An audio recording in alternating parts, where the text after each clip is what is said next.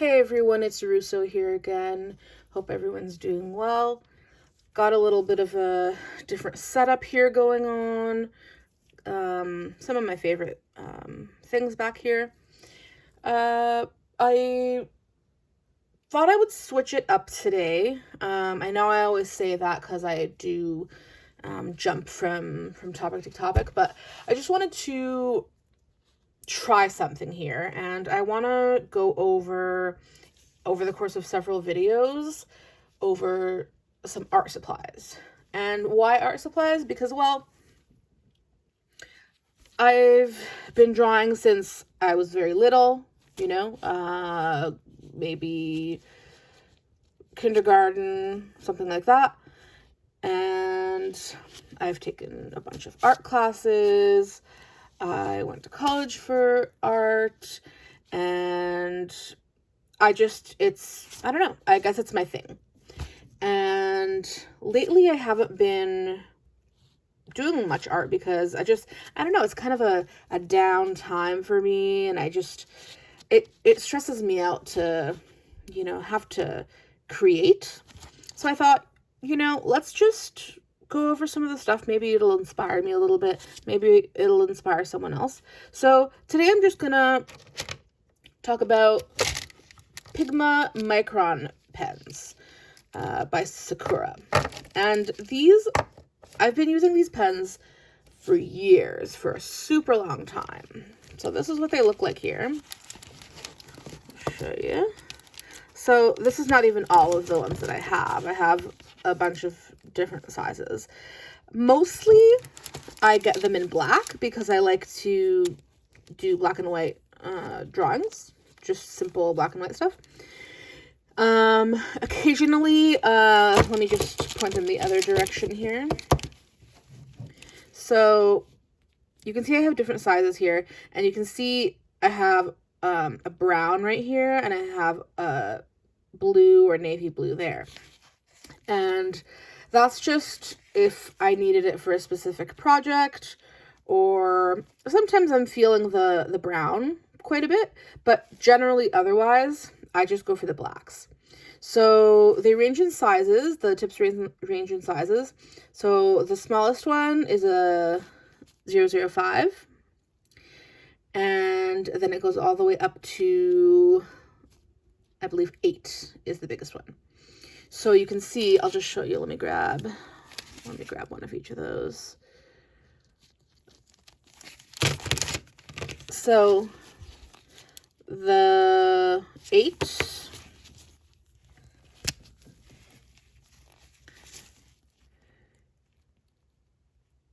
you can see it has quite a large tip there, for a fine liner anyway. So I would use something like this if I was going to want to cover more area, if I wanted to make a thicker line, without having to go over it multiple times to create it. Sometimes it's good for pointillism or stippling because it'll cover more area. But yeah, that's the size of that one. I'll leave this one open just so I can compare to the other one. But, okay, so here's the 5. So this one's really worn down because I've used it so much. But you can see that it's just hardly visible there. It's very, very fine. So this I would use for details, maybe little strands of hair or fur, or if I wanted some tiny dots, or just if you want to be really precise with a certain line drawing before you fill in the rest. That's what that's good for. So where is it? So you can see the difference there. A huge difference. So,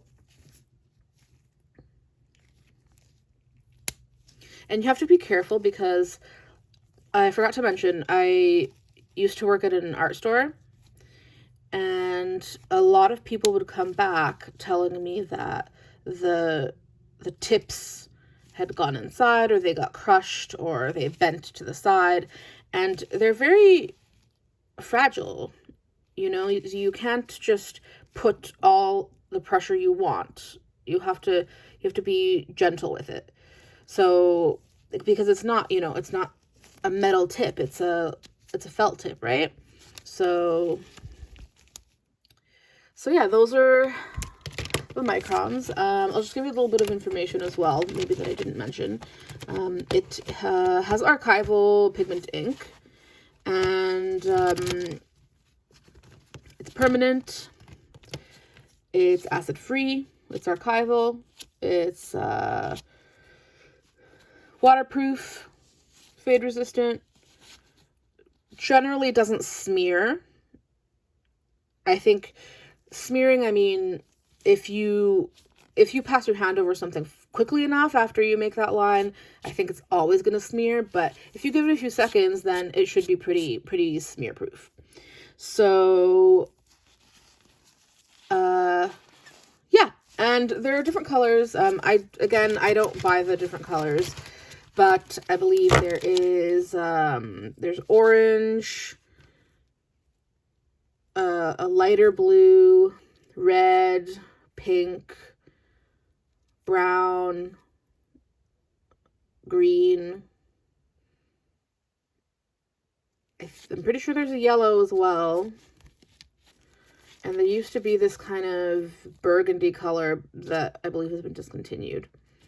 But that's about it for those. I am going to attempt to show you what they draw like a little bit here. And forgive me if the camera goes all over the place, because I am just going to try to loosen it. And no, I'm tightening it, right? Okay. So, okay, here we go. So let me tighten that up. So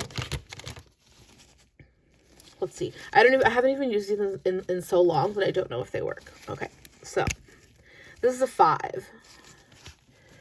So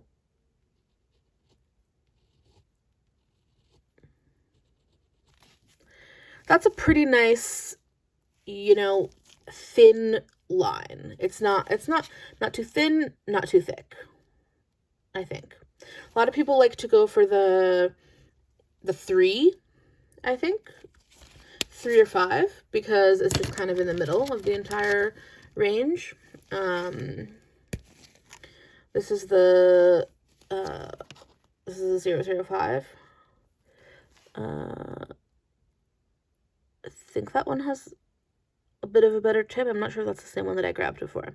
Anyway, so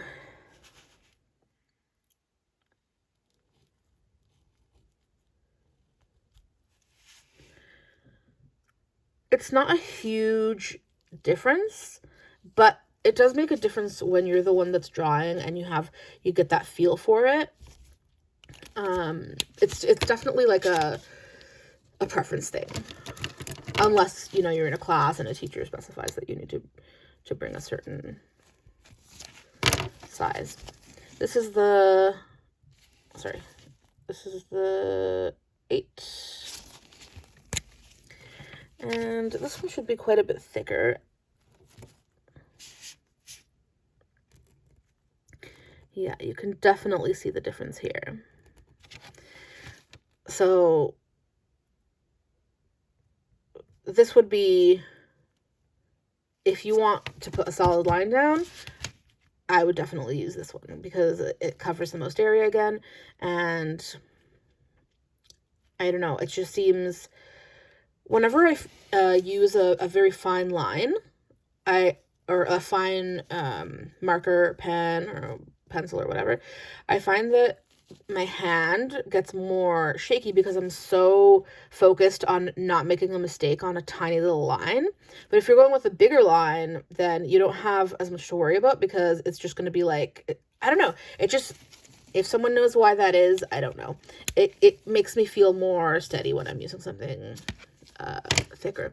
So, and let me just show you, let me see if the two colors that I have work. Let's see, the brown and the blue.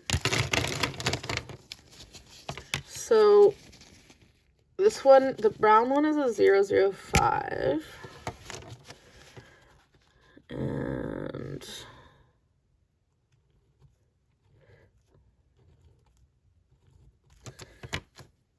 yeah, I think that looks great. This is a really nice color to use if you are doing something like that you want to have an antique effect or something. Like if you had taken a picture and you wanted to switch it up and put like a filter on it that was like old-timey. I think this is the equivalent of that. Sometimes I want that feel for a drawing, and then I'll use that color. And it's just, if I'm just using one color, I'll use that one. And it gets the point across. And this one is the blue, which totally looks black, but let me see. I haven't used this one in a super long time, so I don't know. Oh yeah, you can see that it's blue. I don't know if you can see it as well as I can see it in person, but it is definitely blue.